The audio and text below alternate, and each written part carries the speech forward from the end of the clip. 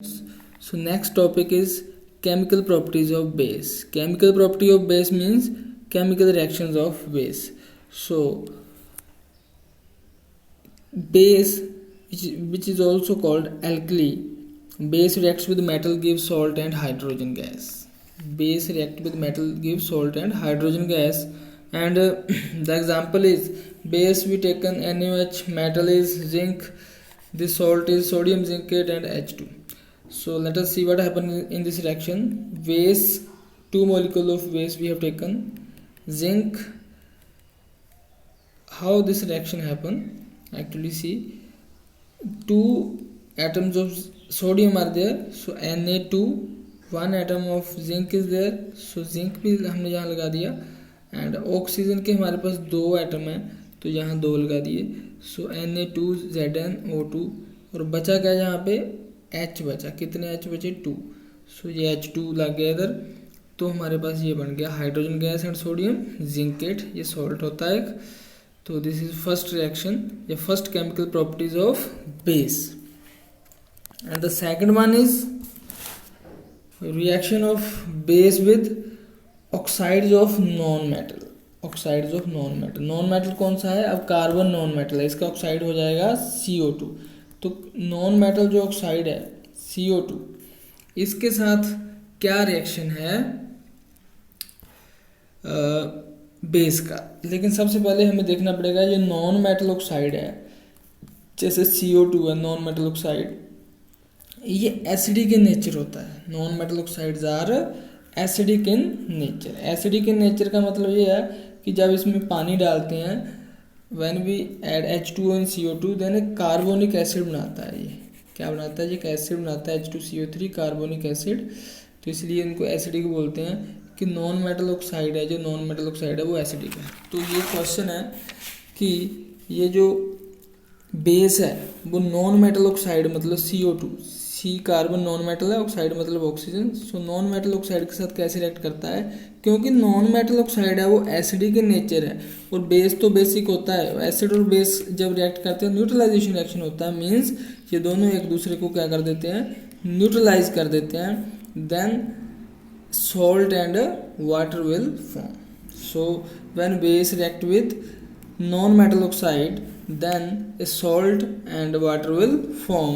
This is called neutralization reaction because this CO2 is acidic in nature. CO2 is acidic in nature. So how this reaction happen? Let us see.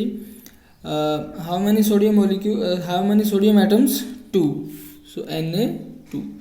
तो CO2 इधर है, एक oxygen यहाँ से ले लिया तो ये CO3 बन गया, प्लस ये H भी दो है हमारे पास, एक ऑक्सीजन जो बचा इधर लगा दिया H2O। तो ये बैलेंस्ड केमिकल इक्वेशन मैंने लिखी है। Reaction of base with non metal oxide, इसके साथ क्या रिएक्शन है ये हमारे पास आ गया।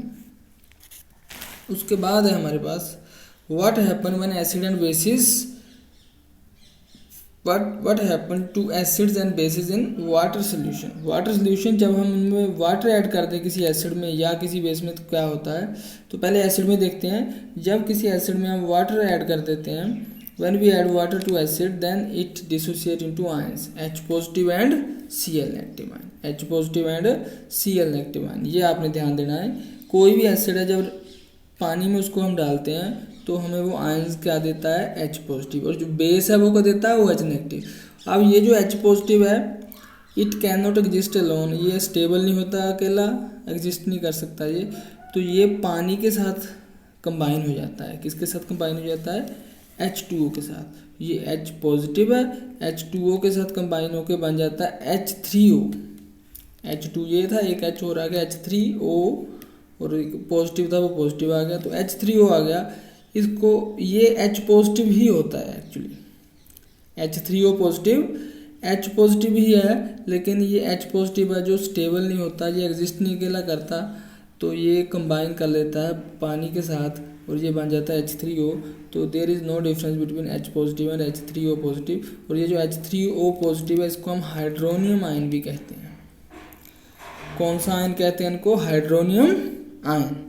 सो ऐसे ये एसिड है पानी में बिहेव करता है, पानी में जो एसिड है वो डिसोसिएट हो जाता है एंड गिव H पॉजिटिव, या आप बोल सकते हो H3O पॉजिटिव, एक ही बात है।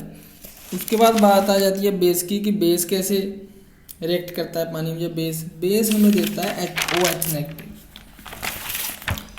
सो पानी में अगर हम सोडियम हाइड्रोक्साइड डालेंगे तो हमें H पॉजिटिव नहीं, क्योंकि सोडियम हाइड्रोक्साइड बेस है, तो ये हमें क्या देगा OH negative, Na positive and OH negative. AQ इसलिए लगाते हैं साथ में aqueous, sodium positive OH negative aqueous. ये जो हम AQ लगाते हैं, AQ का मतलब है कि पानी में घोला गया, इनको एक्वस सोल्यूशन है ये। सो ये हो गया बेस कैसे पानी में घुलते हैं। अब उसके बाद आ जाता है dilution of acid and bases. Dilution of acid and bases, dilution का मतलब फिर वही बात आ गई कि पानी डालते हैं एसिड में या बेस में। तो अगर एसिड और बेस है जो कंसनट्रेटेड है, जो प्योर है, उसमें अगर हम पानी डालें, डाइल्यूट करें उसको, मतलब उसमें जब हम वाटर डाल देते हैं तो उसको हम बोलते हैं dilution process. The process of dissolving acid और base in water is called dilution. So जब एसिड और बेस को हम पानी में घोलते हैं उसको डिल्यूशन बोल देते हैं। ये एक एक्सोथर्मिक प्रोसेस होता है। It is an exothermic process, means heat है वो इसमें रिलीज होती है। जब हम पानी को एसिड में या बेस में मिक्स करते हैं तो उसमें क्या पैदा होता है, हमारे पास हीट पैदा होती है। इसीलिए इसको बोलते हैं हम एक्सोथर्मिक प्रोसेस, क्योंकि इसमें क्या पैदा होती है, हीट पैदा होती है।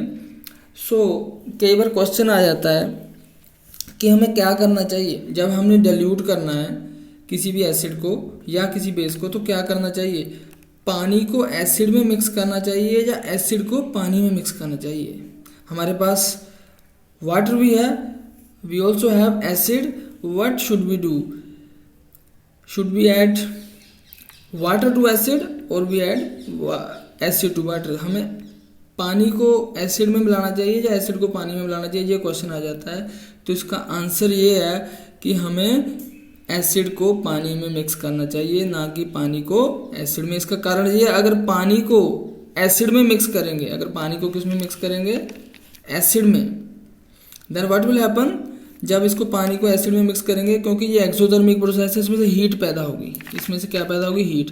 वो हीट इतनी ज़्यादा होगी कि ये जो सोल्यूशन है वो बाहर भी आ सकता है, इट कैन स्प्लैश आउट। और ये जो हमारा बीकर है ग्लास का, तो ये टूट भी सकता है, तो ये हार्म कर सकता है, बर्न कर सकता है। इसलिए अगर हमने पानी को एसिड में डाला तो इतनी हीट पैदा होगी कि वो हीट से वो सोल्यूशन है बाहर भी आ सकता है, it can splash out of the container. But if we add acid to water, if we add acid to water, अगर हमने एसिड को पानी में मिक्स कर दिया तो क्या होगा, तो भी हीट प्रोड्यूस होगी, लेकिन वो हीट को कूल डाउन कौन कर देगा, ये वाटर, क्योंकि वाटर एक्सेस में होगा यहाँ पे already. So when heat will produce because of exothermic reaction, then this water will cool it down. So ये इतना ज़्यादा हार्मफुल ये रिएक्शन नहीं होगा। So we should add acid to water, so we should add acid to water while dilution. ये इसका पूरा जो क्वेश्चन है वो हमने इसका आंसर भी इधर दे रखा है आपको पूरा। So after this there are some questions, I have written some questions, you can solve this question on the basis of today's lecture.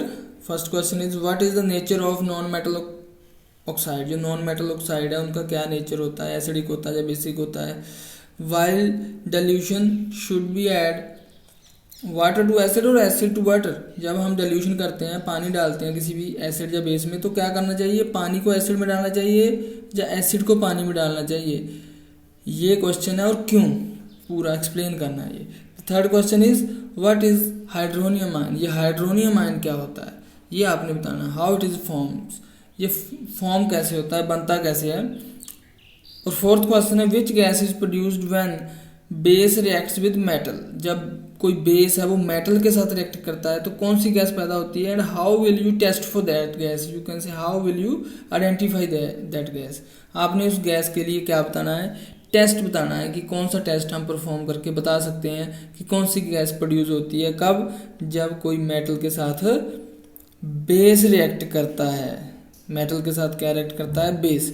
So after that, how, last question है ये आपका, how do basis reacts with non metal oxide? How do bases react with non metal oxides. Basis आपको पता है जैसे NaOH है जिसमें जो हमें OH देते हैं, और नॉन मेटल ऑक्साइड के साथ वो बेस कैसे रिएक्ट करते हैं, ये आपने ये क्वेश्चंस हैं इनके आपने आंसर नोटबुक पे लिखने हैं। So that's all for today.